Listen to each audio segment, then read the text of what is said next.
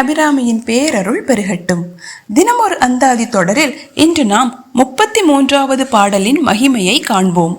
வாழ்க்கையின் இறுதியில் யமன் வந்து அழைக்கும் அந்த இக்கட்டான தருணத்தில் பயம் கொள்ளாமல் அன்னை அபிராமியை சரணடைய வேண்டும் என்பதே ஒவ்வொரு பக்தனின் விருப்பம். அஞ்சேல், அதாவது பயப்படாதே என்று அன்னை ஓடி வந்து நமக்கு அபயம் அளிக்கும் அந்த நெகிழ்ச்சியான தருணத்தை போற்றும் பாடலை இன்று காண்போம்.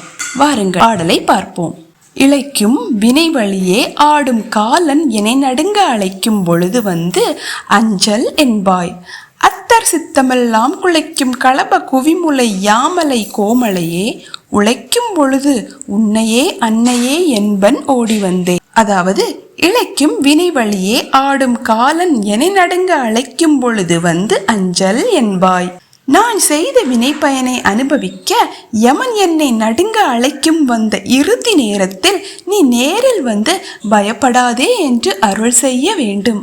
அத்தர் சித்தமெல்லாம் குலைக்கும் களப குவிமுலை யாமலை கோமலையே, சிவபெருமானின் மனதையே உருக்கும் மலைகளின் மகளாகிய மென்மையானவள் உழைக்கும் பொழுது உன்னையே அன்னையே என்பன் ஓடி வந்தே.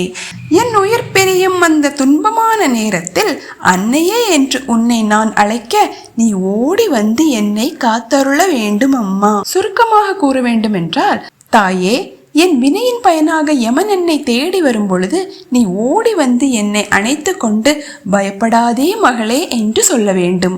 அந்த இறுதி காலத்தில் நான் உன்னை மட்டுமே அன்னையே என்று அழைத்து உன்னுடன் சேர வேண்டும் அம்மா. இவ்வாறு அகம் மகிழ்ந்து மெய் மறந்து பாராயணம் செய்ய வேண்டும். பாராயணம் செய்யும் முறை: இறுதி காலத்தை இறை சிந்தனையுடன் கழிக்க விரும்பும் எவரும் தினமும் இந்த பாடலை பாராயணம் செய்வது சிறப்பு.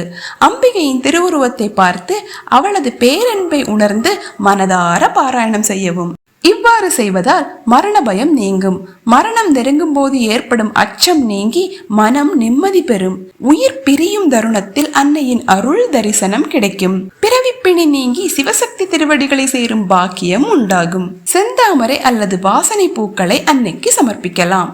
நைவேத்தியமாக பாயாசம் அல்லது இனிப்பு தயிர் படைக்கலாம். இறுதி வரை அன்னை நம்மை பிரிய மாட்டாள். மரணத்தை வெல்லும் மந்திரமாக இந்த பாடலை தினமும் துதியுங்கள். மறக்காமல் சேனலை சப்ஸ்கிரைப் செய்யுங்கள். நாளை 34வது பாடலோடு உங்களை சந்திக்கிறேன். நன்றி, வணக்கம். ஓம் அபிராமி சமேத அமிர்தகடேஸ்வராய நமக.